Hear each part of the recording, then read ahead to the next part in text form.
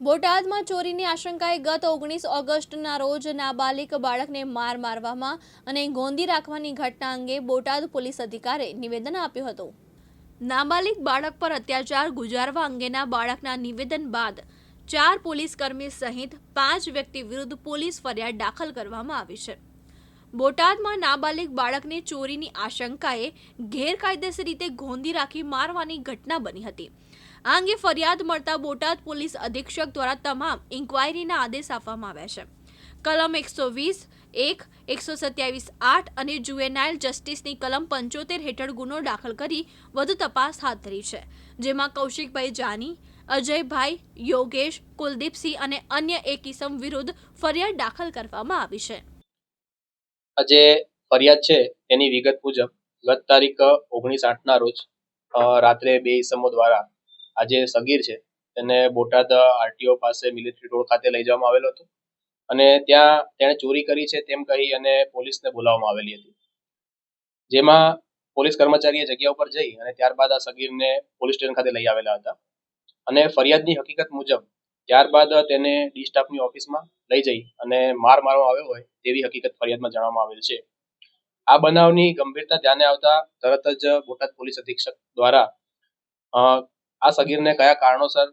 Police station લવાયેલ છે તે અંગે ઇન્ક્વાયરી આપવામાં આવી હતી અને ખૂબ ગંભીરતાથી તપાસ કરવામાં આવી હતી, જેમાં ભોગ બનનાર પોતે સગીર વયનો હોવાથી તાત્કાલિક તેનું પોતે આપેલી મેડિકલ હિસ્ટ્રી મુજબ નિવેદન પણ નોંધવામાં આવ્યું હતું અને આ નિવેદનમાં પ્રથમ જે સ્ટેટમેન્ટ છે તેમાં પોલીસની સારવાર વિશે કે અન્ય કોઈ બાબતે આ સગીર દ્વારા કોઈ આક્ષેપો કરવામાં આવેલ ન હતા. ત્યારબાદ આ સગીર દ્વારા પોલીસ વિરુદ્ધ આક્ષેપો કરવામાં આવતા હોય આ બનાવમાં સંપૂર્ણપણે સત્યતાથી તપાસ થાય તે હેતુસર બોટાદ પોલીસ દ્વારા ફરિયાદ દાખલ કરવામાં આવી છે,